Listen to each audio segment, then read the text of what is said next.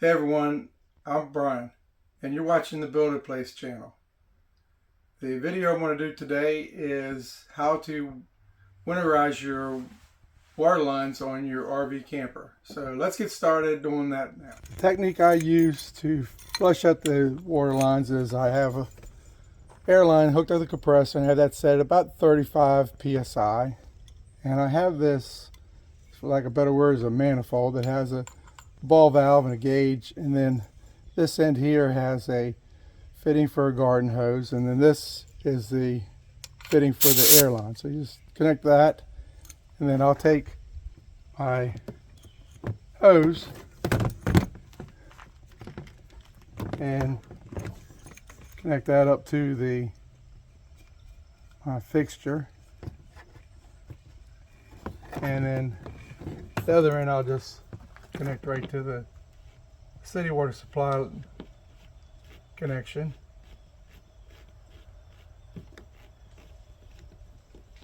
And it's ready to start to purge the lines with air. Now, what I want to do first is I want to show you how you could use this system to check for leaks in your system. So I know there's a leak because I didn't tighten down the drain port on the hot water tank, so we're going to pressurize this and we're going to watch and see what happens after we pressurize. So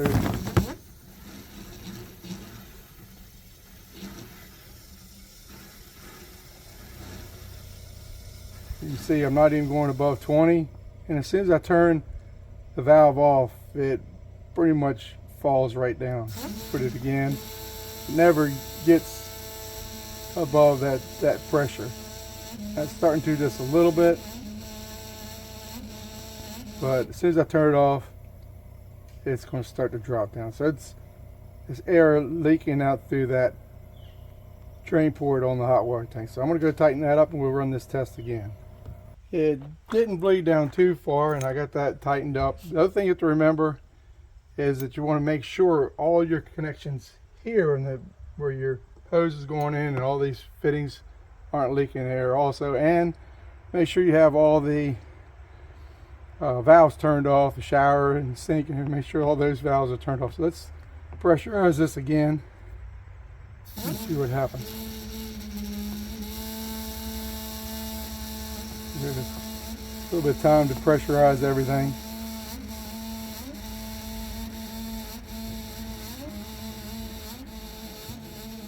Like I said, I think I had that set right about 30, 35. It looks like it's going to finish off at about just under 30. It's going to go, I think it may make it to 30. So once it gets to that, shut the valve off and then watch. Give it time and see that, as you can see, I have some kind of air leak somewhere. So it could be anywhere in this manifold and the hose fittings. It's dropped down a little bit, could be right here, but I have some type of leak somewhere. So that gives me an indication that maybe if this was a spring startup, that there may be a leak somewhere. So I need to go investigate the problem. But you continue to watch it drop. You could use soap around these fittings here, see if you have air leaking out. I'd not had any leaking issues with any of the pipes, so I'm not sure where this air is going to, but I just want to show that real quick before we started the flushing out the lines. So now to flush out the lines, you just open this back up, leave it open, and then you start going to each of your valves and turning them on until all the water gets pushed out. So we're going to go start inside the camper. Start on the sink first, so let's work on the hot water line first. Get all that water out of the line. You don't have to open it up very far, just open it a little bit, and I'm starting to hear a little bit of air coming out, so I want to cut that back a little bit. It would splash a good bit.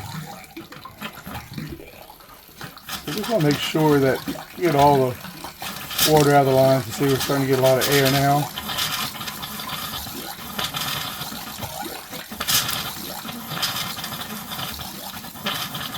we'll stop there for now. That we're not finished with hot water. Then we're going to turn the cold water on now. That should run probably considerably longer.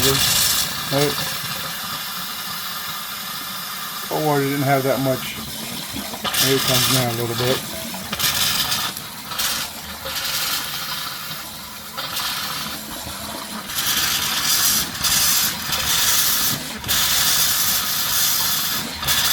I'll say now, I go back and forth. I'll come back to this one maybe 1 or 2 more times just to make sure. We'll head to the bathroom. This is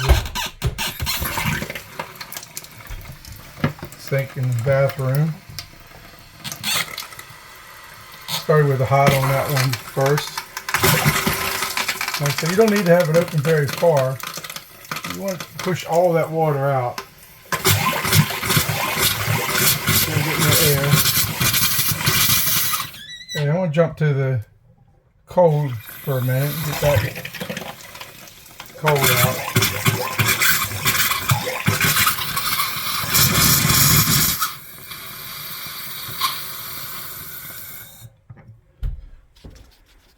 Now let's do the shower. I'll just drop that down so I don't get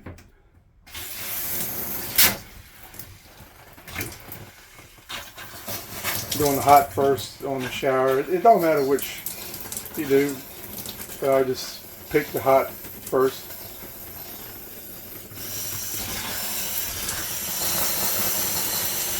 Looks like I blew most of that out, and like I said, we'll come back to all of these.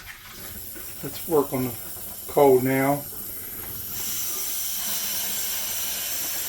Oh, it doesn't look too bad.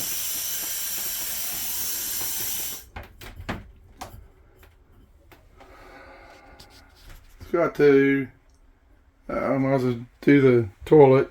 I won't show you that, but just push on that.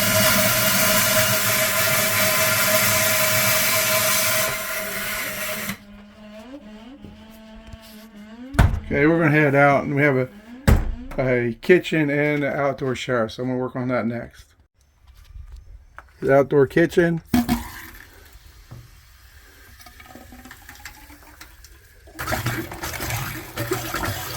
Just remember all the fixtures you have. It's easy to forget sometimes you have maybe an outdoor shower or even the outdoor kitchen, and you don't want to leave water in those lines to freeze up. So let's go to the cold side, see what we got. A little bit.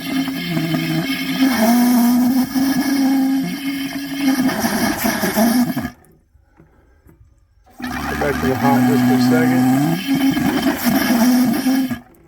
Now the outdoor shower.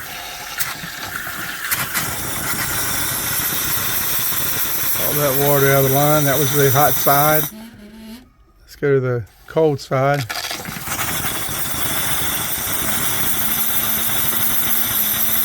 This can be an easy one to forget to winterize because you don't think about the outdoor shower when it's starting to get cold outside. You got to remember this when you're at the beach. You want to get the sand off of you, so make sure you get the outdoor shower for sure.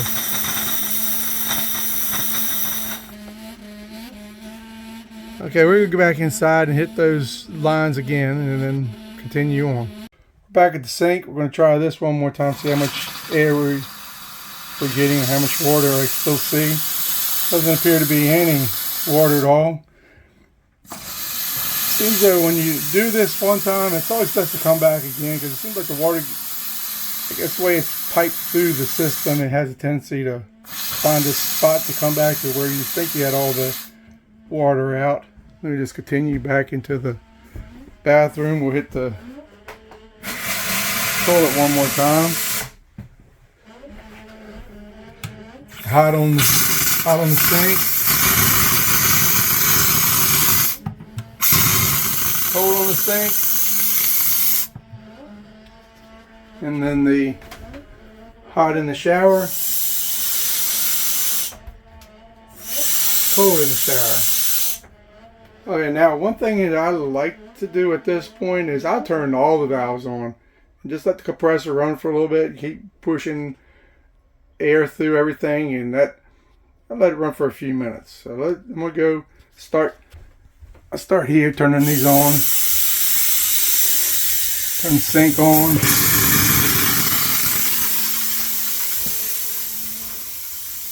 We go into the kitchen, turn that on. Outdoor kitchen. You see pretty much all the water's gone. Outdoor shower.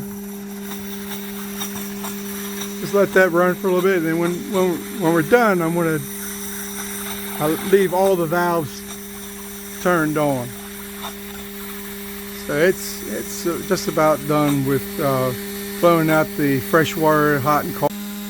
I'll let this run for, it ran for about maybe 5 minutes or so. So I'm just going to turn this valve off, stop the supply of air.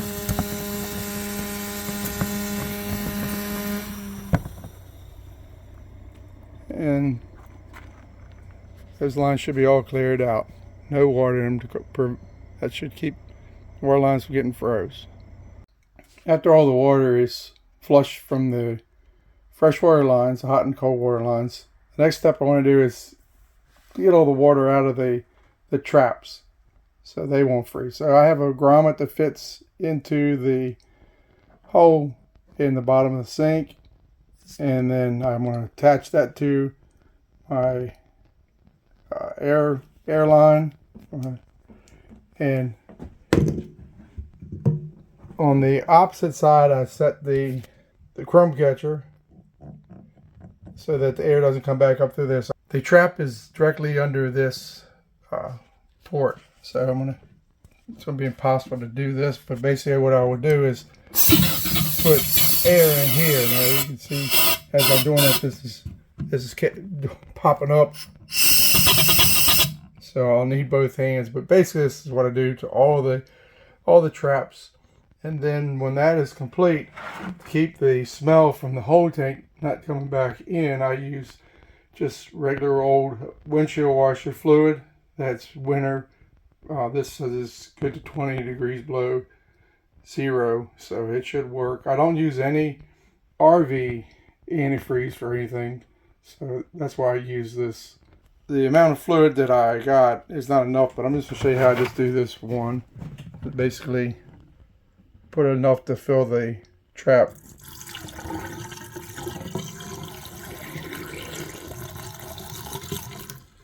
And to do the other ones, like I said, I'll have to get more. It's best to start with, you probably need, for these 3 traps, you're going to need at least a quart to 2 quarts.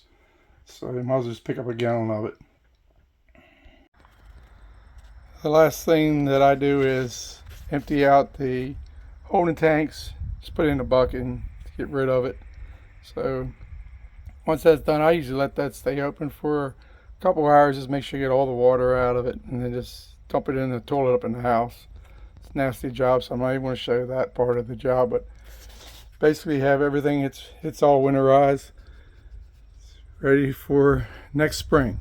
I've been using this technique for many years to just blow the lines out with air. Never ever had any problems with freezing of pipes or anything like that. I've used the RV type antifreeze before, and that seemed like just a weird way of doing things. Had some kind of hand pump, if I remember, pumping the antifreeze back through the whole system. You had to wait for it to come out of each of the valves or the faucets, and it just I hated using that. So that's why when I talked to my great uncle, he taught me how to do it this way, and I'm doing it ever since. Like I said, with never any problem with freezing on any of my pipes or my drain pipes also. So try this method. I can pretty much guarantee that it's going to work every time, as long as you make sure that you have all the water out of the lines. The techniques follow the same way, you won't have any problems. The camper is done for the season, so it's getting cleaned up. Got to finish washing it up and doing a few other things. But if you like this video, give me a thumbs up. If you like my channel, subscribe to it. I'm planning to do a lot of videos of so many diverse things in building stuff and fixing stuff. So subscribe, and leave comments, and I'll try to reply back to all the comments that I get, whether they're good or bad. Thanks.